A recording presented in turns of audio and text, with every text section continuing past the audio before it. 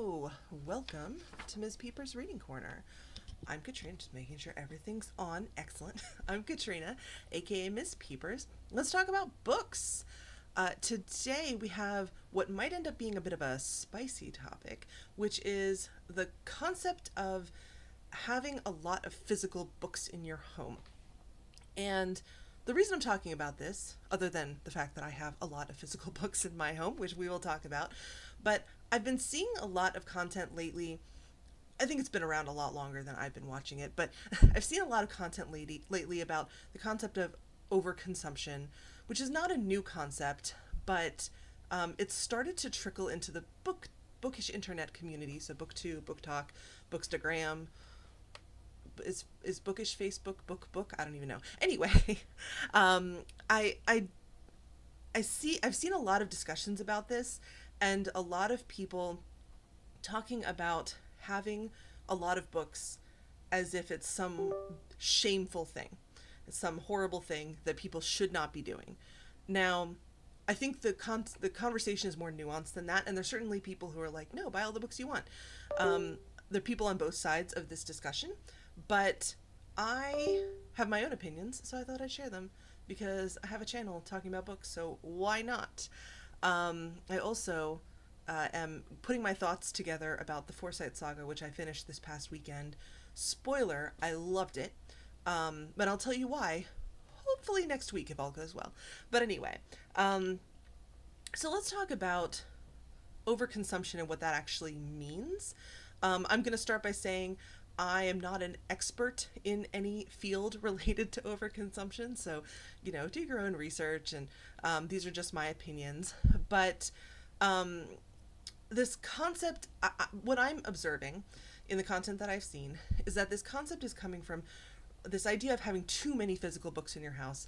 Seems to be coming from two places. One is a discussion of overconsumption, and the other is a discussion of wealth. And the overconsumption one I think is very front and center, and the wealth discussion I think is a bit more background, but I'm seeing both. So let me tell you what I mean. So overconsumption, of course, is a keyword that if you type that into any search engine, you will get, and type video or YouTube or TikTok or whatever you want to do, you will find probably thousands and thousands of videos on that topic, mostly against. And when you use the phrase overconsumption, it's hard not to be against that. Like, doing too much of something is typically not a good thing, right? And overconsumption is a real problem. So I don't mean to belittle this at all. It can cause problems economically, environmentally, psychologically. Spending too much money on things you don't actually need or that don't serve you, which is a very fine line, nuanced thing, that's a problem, or it can be a problem. Where we get into this fine line, where we are in that little line, is something like books, because books are technically a luxury. And so, which pains me to say as a bookish person, a person who loves books, but owning books is technically a luxury. You should be buying food first, and housing, and, electricity and stuff like that. That really should be your priority. If we're thinking about like Maslow's hierarchy of needs, books are not the most important need. They fall into that luxury category. Rightfully so. But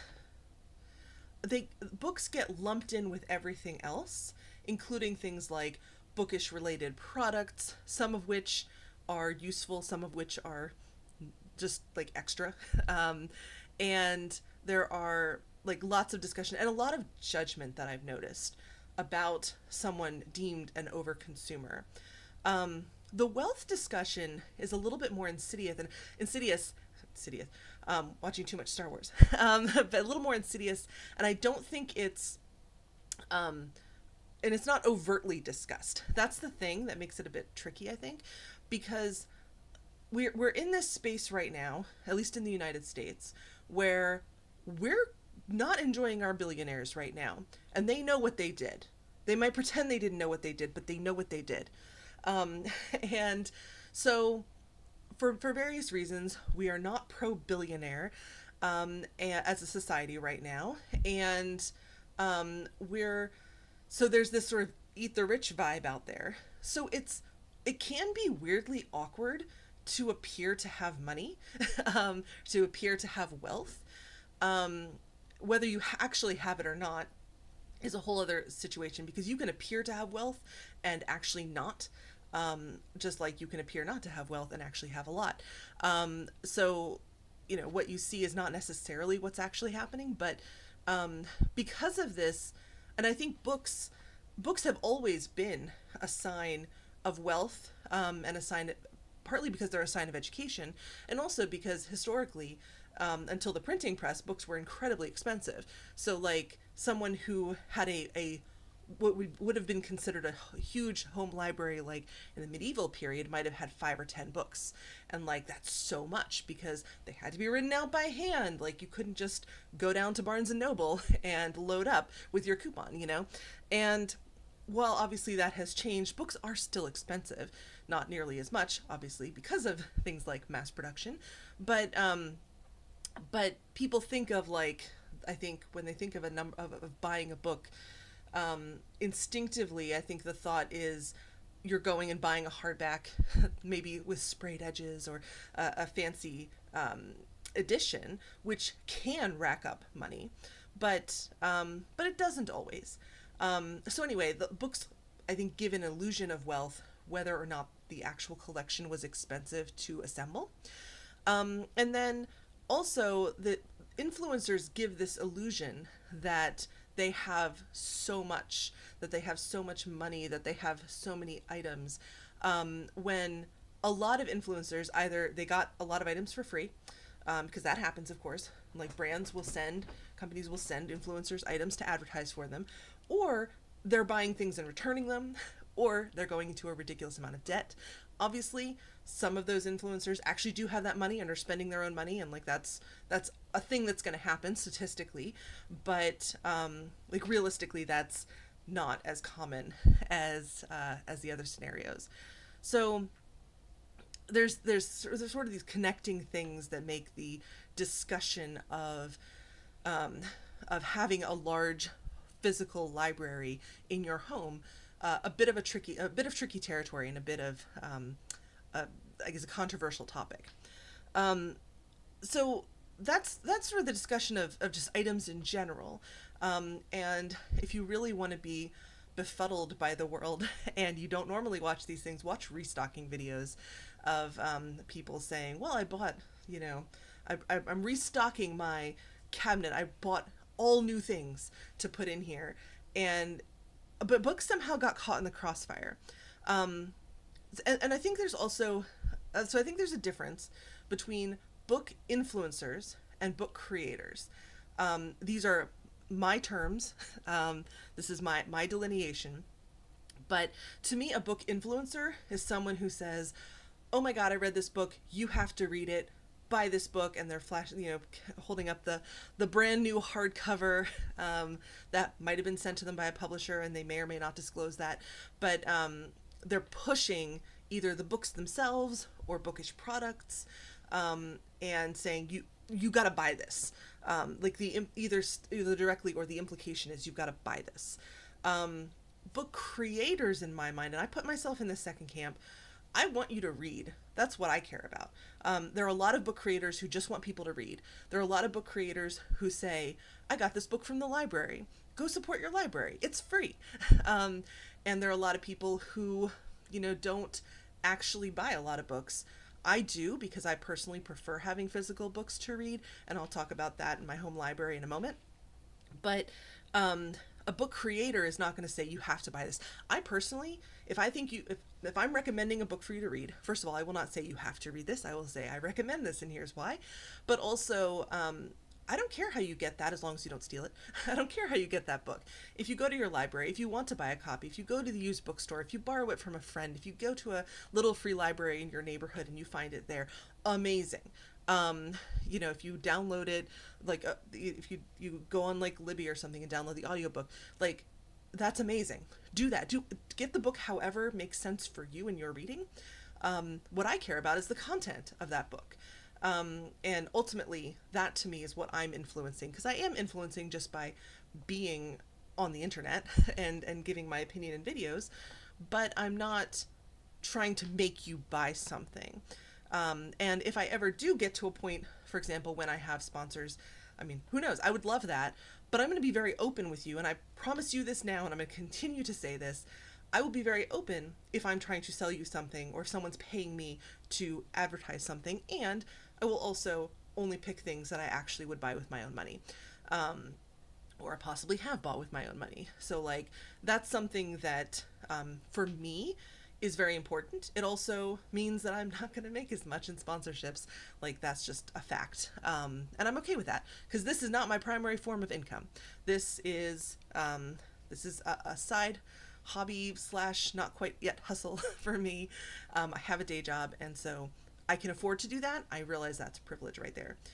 But anyway, let's talk about my home library, because it feels really disingenuous for me to say I have all these opinions about what other people have in their home library, but I'm not going to tell you about mine. First of all, the picture behind my video is part of my home library, although I've redecorated a teensy bit or shuffled a few things around. So I'm going to share my screen, and I'm going to show you my books. So first off, I'll give you some numbers. I have 820 physical books in my home. I have 343 of those, and I'm reading to make sure I give you the right number. 343 of those I have not yet read. And one thing to bear in mind, though, is, so I'm 42. I'm likely to live at least another 40 years, maybe 50, maybe 60, who knows? Assuming that nothing bad happens. But at my pace, because I read about 100-ish books a year right now, I'll finish that in less than 4 years. So while it is a lot of books, and I'm not going to pretend that it's not, a lot of the messaging around, like, why would you have such a huge physical TBR? You'll never read all those books, doesn't really make sense when you sit down and do the math. So I encourage you, if you're feeling that with your physical TBR, if you have one, and if you're worried about whether you'll actually have time to finish all of the books that you haven't read that you own yet, get your calculator out, sit down and do the math based on your own reading pace, and see how many years it would actually take you if those were the only books you had left to read. And you might be surprised. Now, if you have thousands of unread books in your home, chances are very good you're not going to finish all of those, but that doesn't mean you shouldn't have them, and that's important. So I'll give you a little tour of my library in photos, and let me know if you want if people want like a more detailed bookshelf tour. I'm happy to give that. That's not really the purpose of this video, but I'm going to give like a quick rundown. So these are my favorites. This is my favorite shelf, and it's actually, right behind me. The mirroring on my video still gets me. I don't know why. Anyway, it's right here behind me. And so I've got a close up here for you so you can actually see it. These are my favorites. These are like my all-time favorites. Shelf, and like this shifts from time to time, and also my all-time favorite video game right now is Animal Crossing, so I have my Animal Crossing Legos right there to decorate also. I've got, and then we'll just go through the books. So I've got a horror shelf, I've got a manga half shelf, and I just realized I forgot to take a picture of my Spy Family books. I have those too. So this isn't even quite everything. Some nonfiction right here. Some of these survival books are actually my husband's, but they're in our house, so they count as the library. I've got classics right here. I've got more classics here. I've got my classics more or less organized by country of origin. So I've got like my German books right here, and a couple of places where I have like one-off books from. I've got my Don Quixote sort of got mixed in here with my my Signet classics here, so that's not so much. But I've got my Russians over here, and the Brits and the Americans. So I've got a bunch of different authors here. Down here, and I think I have another picture, but this is historical fiction down here, fantasy, and sort of humorous literature. And of course, categories or genres of books are not very well, they're very subjective. So you may disagree about where I filed some of these things. Here's my young adult section, and my thrillers over here, and then I've got science fiction and sort of general fiction, or like literary fiction, I guess you might call it. And then down here at the bottom, I've got a bunch of mysteries. I have so many mysteries. These are all mysteries, these two shelves here. Love a good mystery. Love it. Love it. And then here's my Terry Pratchett books. A little gnat flying around in my office, and that is annoying as hell. Okay. My Terry Pratchett books. And I didn't even realize when I took the picture that the cat probably jumped up here and pushed these in. Gotta love having cats. These are some special editions that are just kind of my old-timey, older books, my old editions of various things that I put together because they just look pretty together. And here's my nonfiction, and my nonfiction, let's see, is actually right here behind me. So, but again, I have a picture to show that more effectively because that's kind of hard to see. So the ones that I have read are here up to about, I guess, where am I? Here-ish. Here. This read Elizabeth Sladen book right here. And then I've got a bunch of unread nonfiction. I do want to do a reading vlog on my nonfiction books. I'm thinking about how I want to go about that. So more to come. I've got gaming books. So these are my tabletop RPG books. And now we're in the TBR. So these are now, from here on, these are books that I have not yet read. So, and they're not in any kind of order. I just kind of put them on the shelf where they fit. So I'm just going to sift through these real quick. You've probably seen this shelf in my videos. It's right next to my chair in my library. I've got a bunch up here, and yes, that is Charizard up there if you're a Pokemon fan. More here and more here. Like, I've got so many. A whole shelf right here. Another shelf over here. I had this idea. This little shelf is next to my reading chair in my library, and I had this idea that I was going to do like a short-term TBR right in this shelf, and then I didn't, because, you know, why not make a plan and then not follow through, you know? And then I have this little thing, and this is where Lionel eats his dinner, so that's the cat bowl right there. So I've got more books in here, and then I'm going to be participating in the Amazing Readathon next month. So here are the books that I have pulled out for that readathon.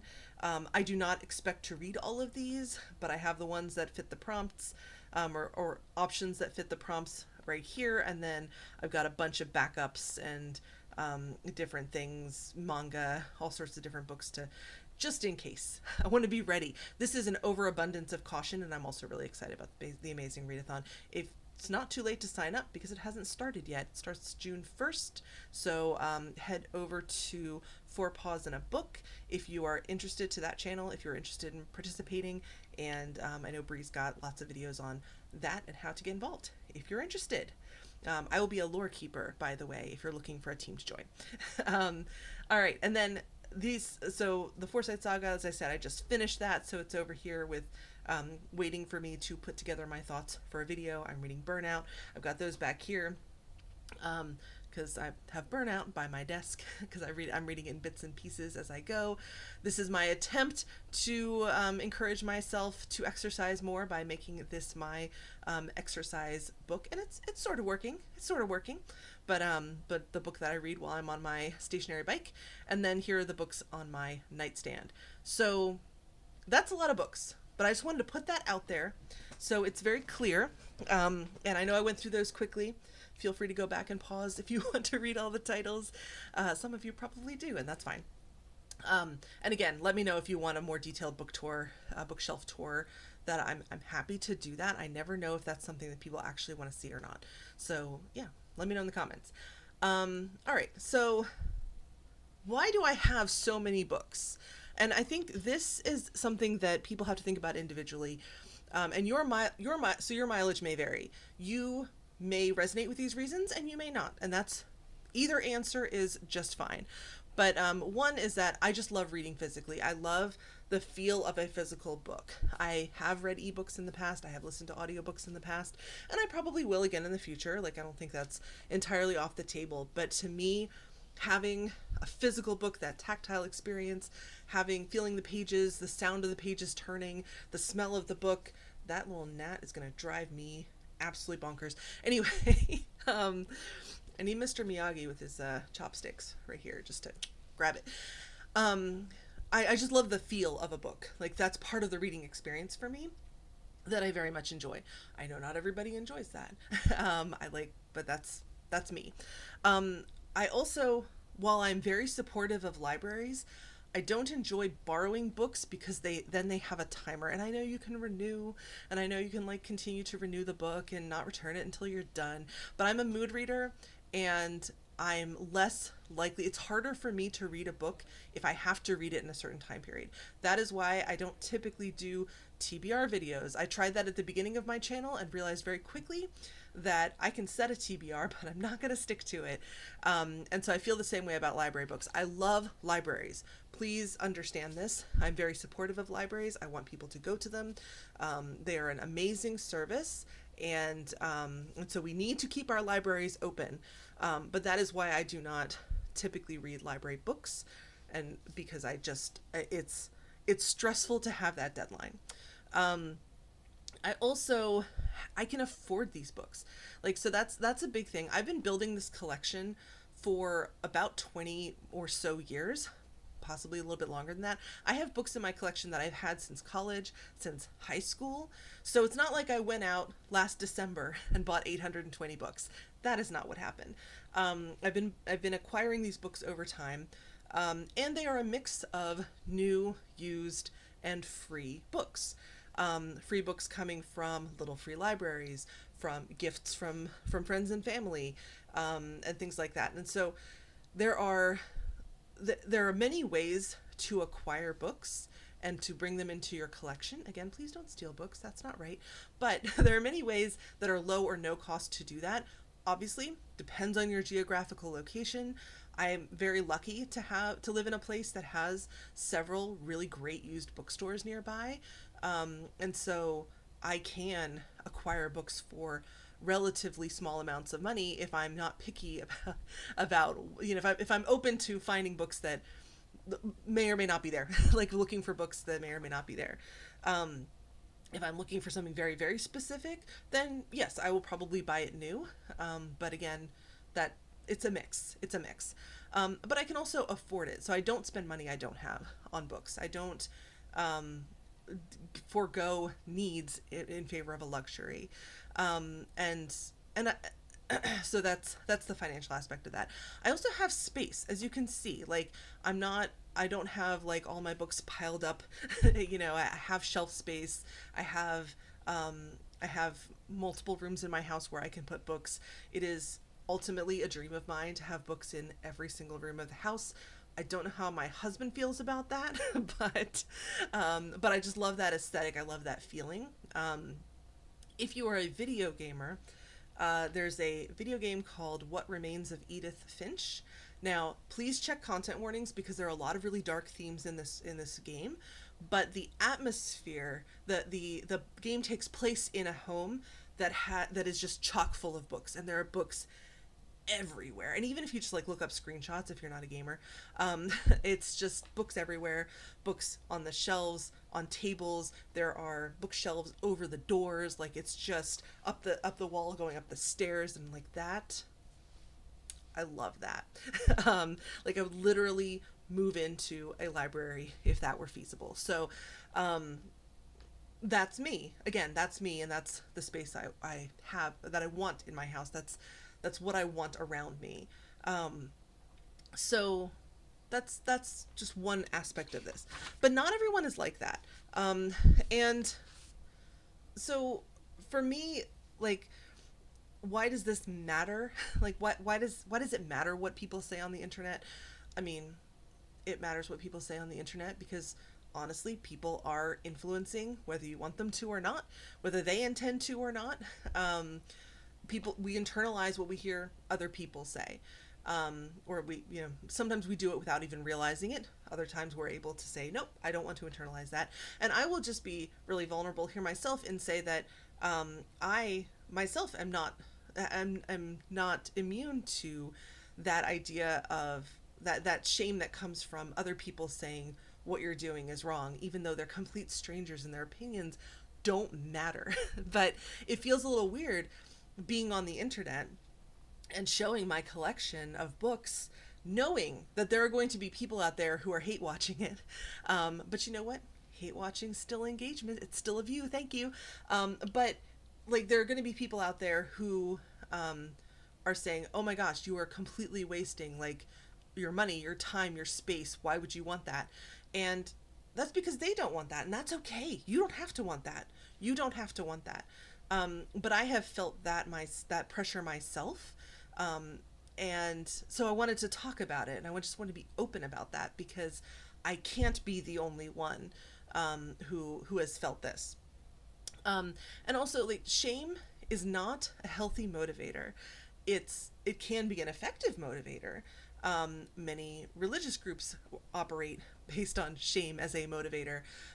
Many governments operate on, or societal structures operate on shame as a motivator, but it's not a good motivator. You're not actually changing the person's mind. You might be making them shove their opinions down, but you're not removing them. You're not actually convincing anybody. And so you're just making the person feel bad about themselves and about the things that they want. And I'm a very big proponent of living your life the way you want to, as long as you're not harming others. And so being your true self, I think, is really, really important. And sometimes that means figuring out who your true self is. And that could be big things or little things, but I feel like life should be a journey towards being more yourself. And if everyone did that, I think we'd be in better shape as a society. Maybe not the best shape, because some people, maybe their best self is not who I would want them to be. But that's the point, though. It shouldn't be about who I want you to be. It should be about who you want you to be. Anyway, we're also seeing in the United States in particular, another reason this discussion really matters, is that we're seeing a rise in book banning and also in anti-intellectualism, to a degree that I haven't seen in my lifetime. And I started noticing it in like little pockets maybe 7 or 8 years ago, something like that.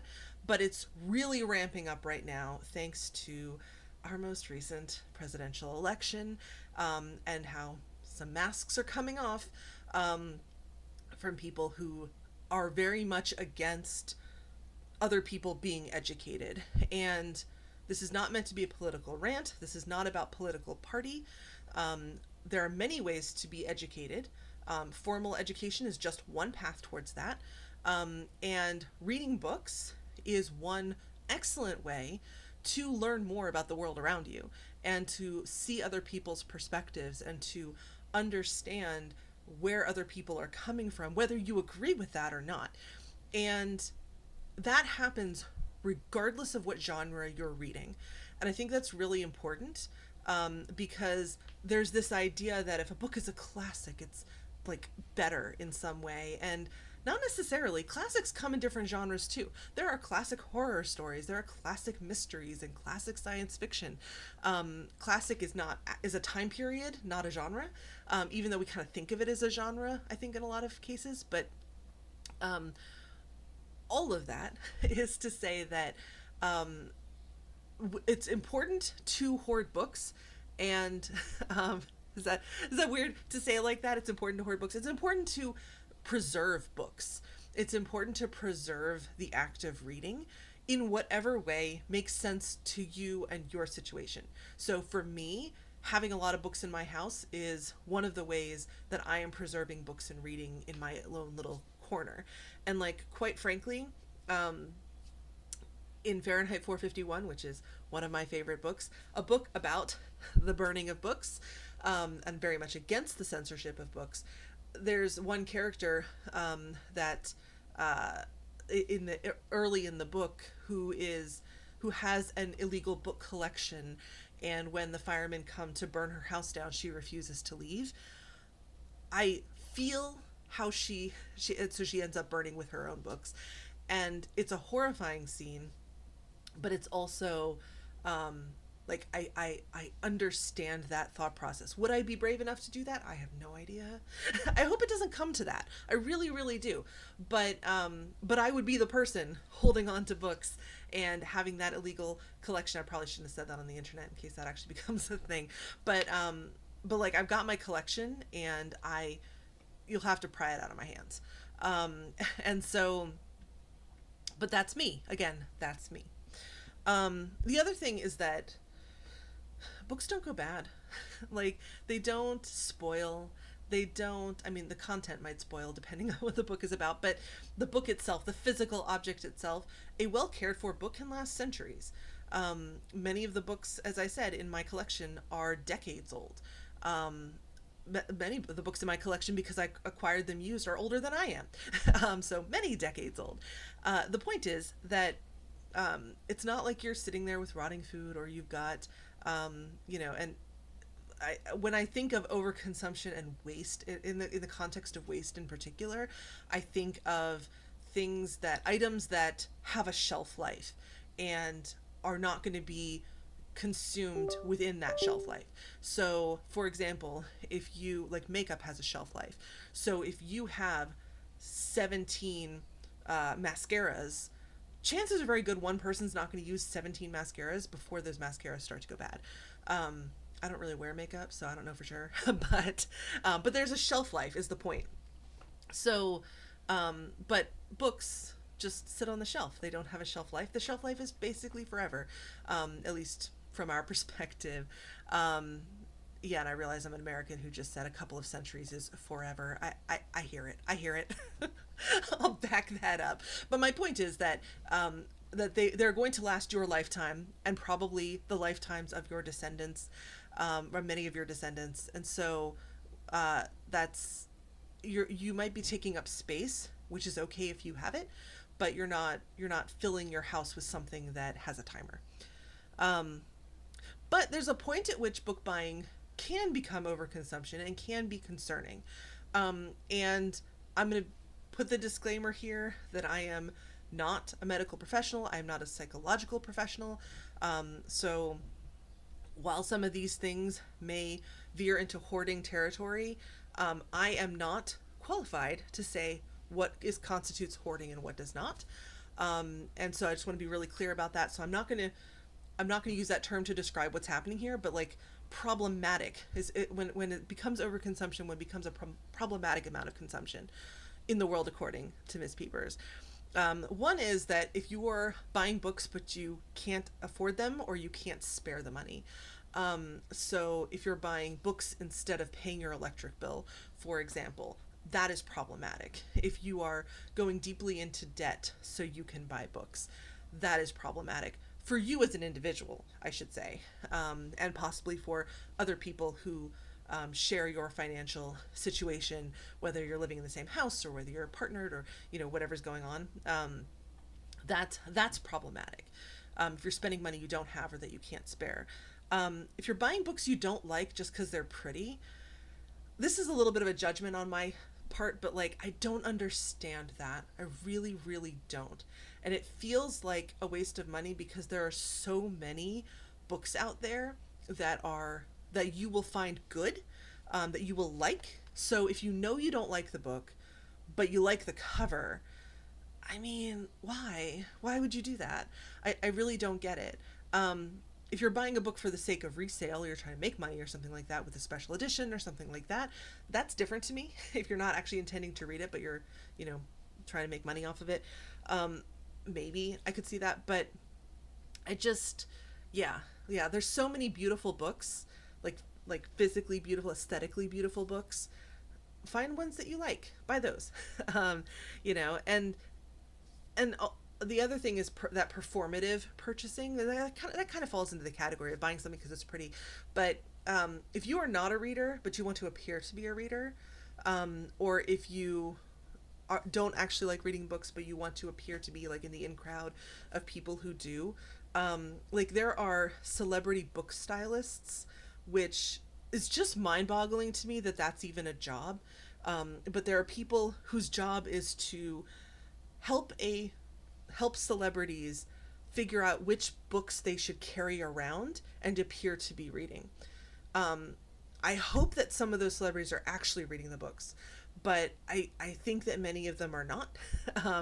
Because if they were actually reading the books, couldn't they find them on their own? I don't know. Anyway, it's horrifying to me that that's even a job.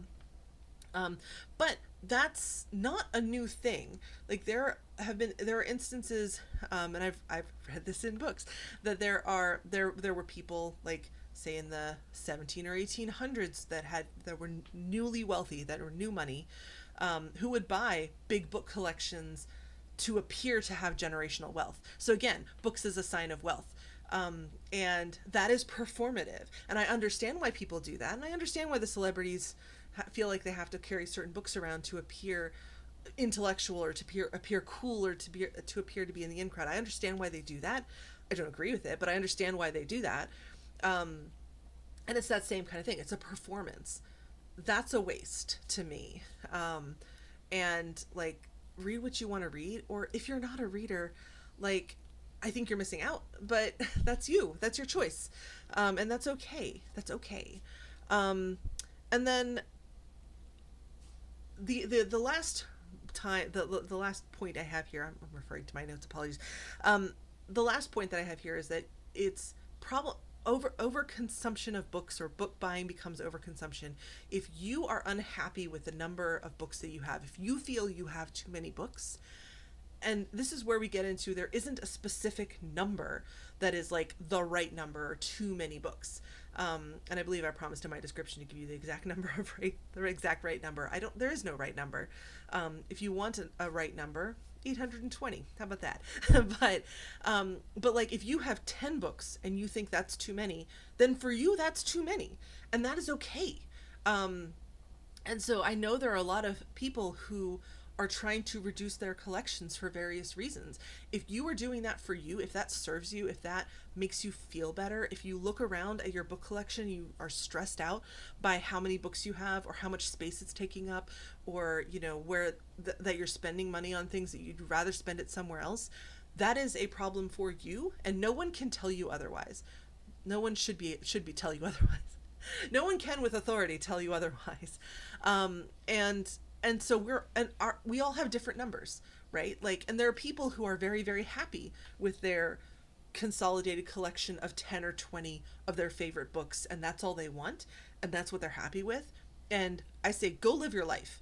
Be that if that's you, be you. Like, that's not my business. It's not my business to tell you that you need to have more books than that. It's also not my business. I was watching one YouTube creator who said she has 2,000 books. And I'm like, my first thought is, oh, the dream, I love that. But I guarantee, I didn't read the comments on that video, but I guarantee there are people in the comments of that video saying, how could you possibly have so many books? What a waste, what overconsumption, etc. But she's happy with her collection of 2,000 books, and she has space, and she, from what I can tell, can afford it. She didn't say otherwise. So how is it any of our business? And that's a really good question. And that gets me into my next section, which is, are there times when you should get involved in somebody else's book collection because they have, quote unquote, too many?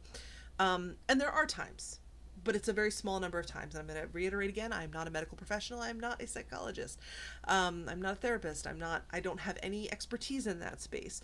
But I would encourage you, if you are thinking of getting involved or speaking up about someone else's collection of books, or collection of anything really, like any items that they have in their house. This does apply to people who do makeup restocks, or who have I don't know, a massive collection of canned goods, or I don't know, cat bowls, china, all sorts. There's so many things that you can buy a lot of. Whatever that is, ask yourself a few questions. One, do you have a duty of care over this person? So are you their parent or guardian? Are you a caretaker for an adult who can't fully care for themselves for whatever reason?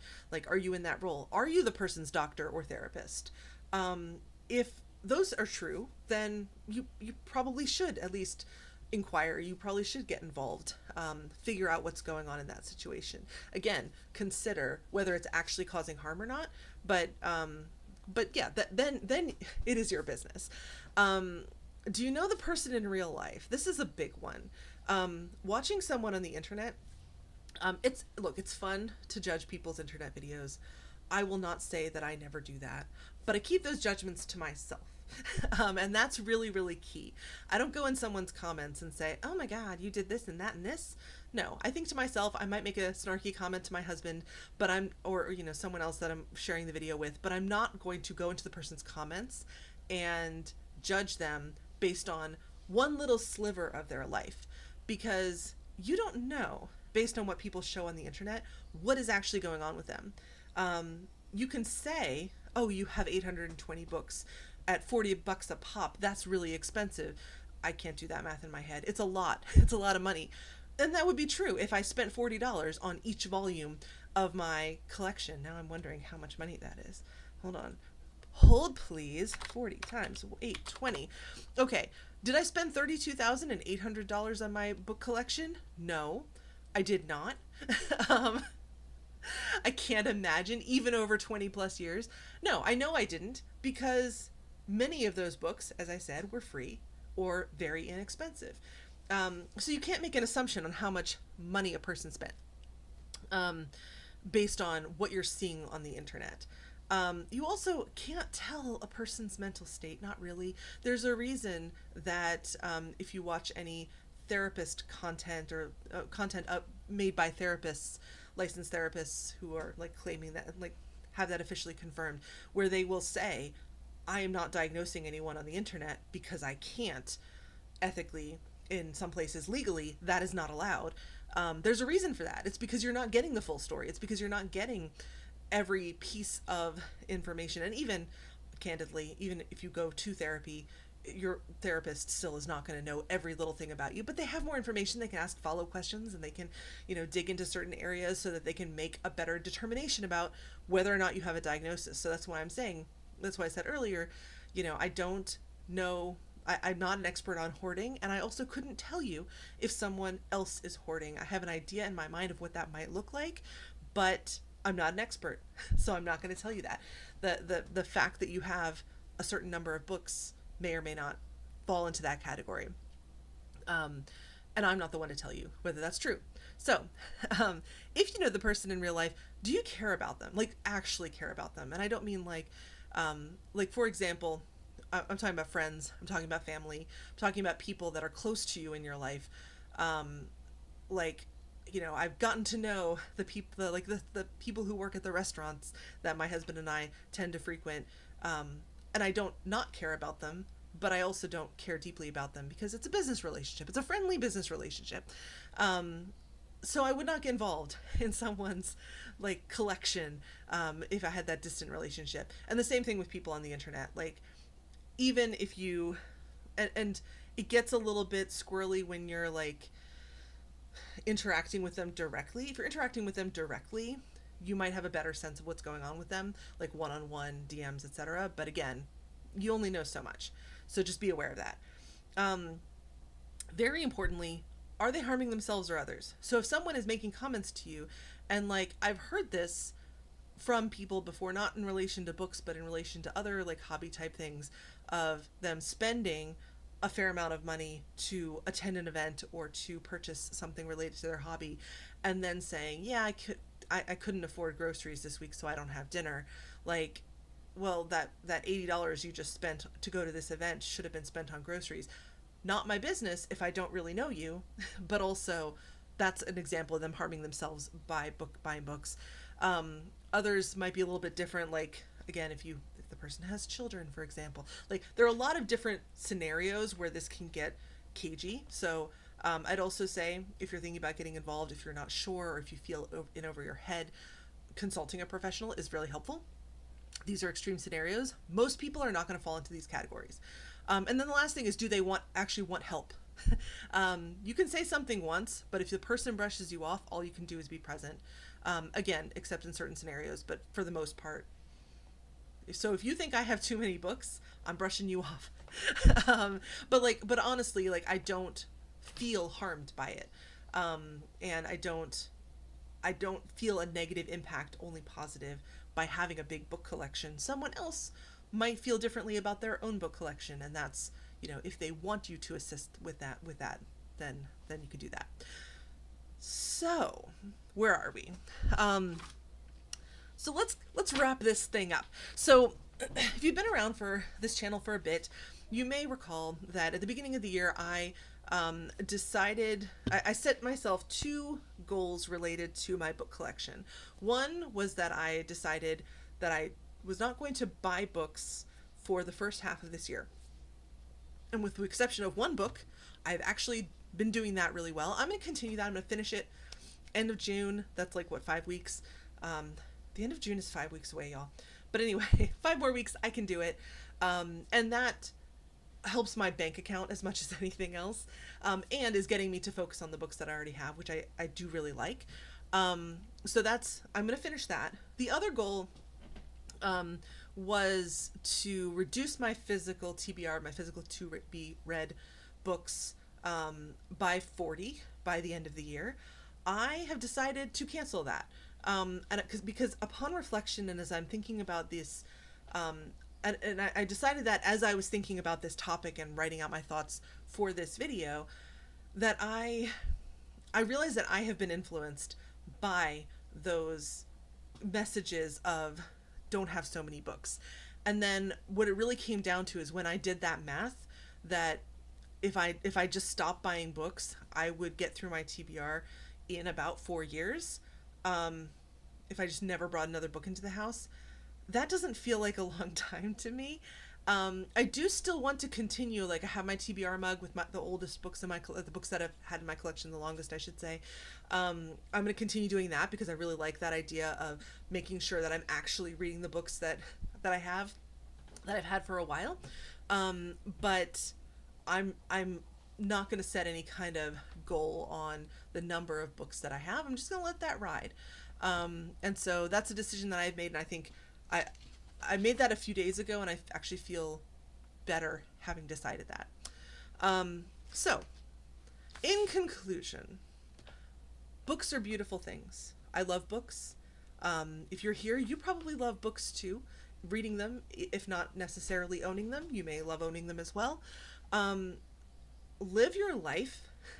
Find your goal in life, in my opinion, the best goal in life is to be more truly yourself and to find the things that you love and hold on to them, including the people that you love and the animals that you love and also the items that you love or the aesthetics that you love. If you want to live in a house full of books, work towards having a house full of books.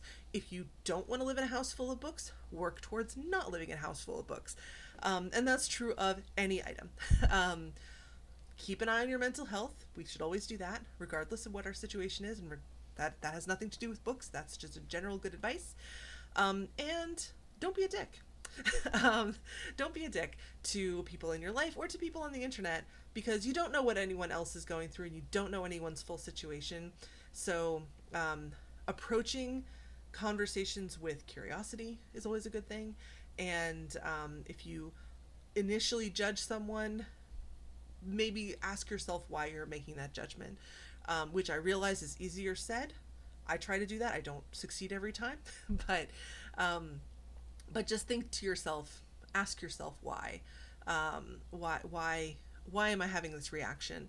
And maybe there's something in your life that you're not living as truly as you would like. Maybe that's reflective of something that's going on with you. Maybe it's not. I don't want to assume that, but worth considering, because we all have snap judgments and we all have biases, and you'll never get rid of all of them, but you can reduce them throughout your life if you pay attention. So, but regardless of all of this, whether you own one book or 1,000 or 100,000, I don't know where I'd put 100,000 books, to be perfectly honest, but no matter how many books you own, no matter how you're living your life or what your space is like, above all, please keep reading, because knowing things about the world is our best protection against gestures broadly. all of the crap that's out there. Or one of our best defenses, I should say. It's not the only one, but you know, yeah. Keep reading, and I'll see you in the next one.